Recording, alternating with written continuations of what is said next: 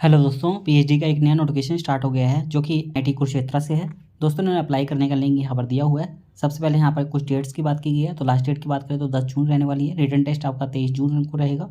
Interview आपका 23 से 24 जून को ही रहेगा।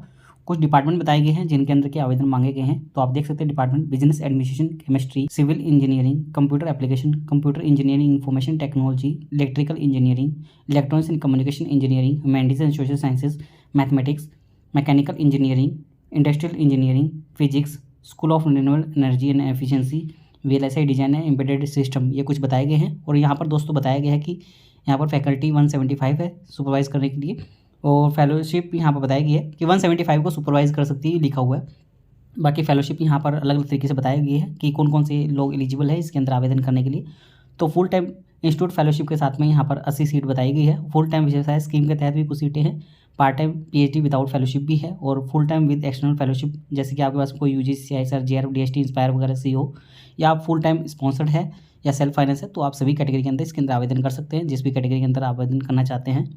बाकी बाकी इंपॉर्टेंट डिटेल्स इन्होंने कुछ और ब्रोशर के अंदर दी गई है और अदर नोटिफिकेशन के अंदर दी हुई है, तो वो हम आपको एक एक करके दिखा देते हैं। दोस्तों ये इनका पीएचडी का ब्रोशर है, तो इसके अंदर आपको सभी टाइप की डिटेल्स देखने को मिल जाएगी। तो यहाँ पर सबसे पहले नीचे आएंगे तो रेगुलेशंस वगैरह बताए गए हैं कि कौन कौन आवेदन कर सकते हैं, जो कि हमने आपको पहले बता दिया है कि फुल टाइम, पार्ट टाइम सभी लोग इसके अंदर आवेदन कर सकते हैं। एलिजिबिलिटी की बात करें तो नॉर्मली यहाँ पर एलिजिबिलिटी यहाँ पर बताई गई है कि आपके पास में 60% मार्क्स होने चाहिए मास्टर डिग्री के अंदर।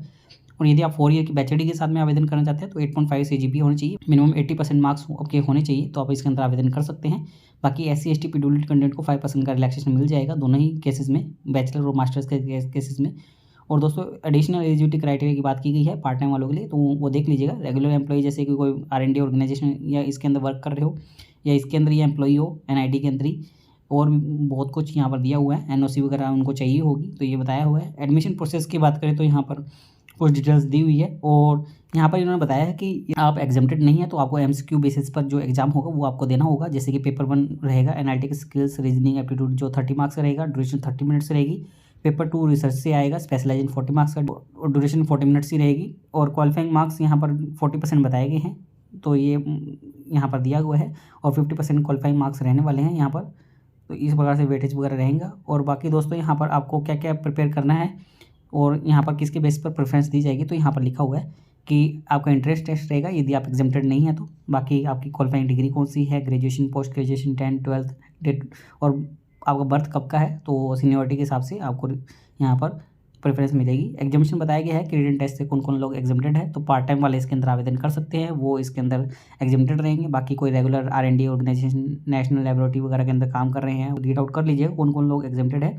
बाकी कोई रेगुलर एम्प्लॉय है NIT का ही, और फुल टाइम इंस्टीट्यूट फेलोशिप है जिसके पास में, या गेट क्वालिफाइड है, या नेट LS वगैरह है, UGC ISR वगैरह है, तो वो भी यहाँ पर एग्जाम्प्टेड रहेंगे।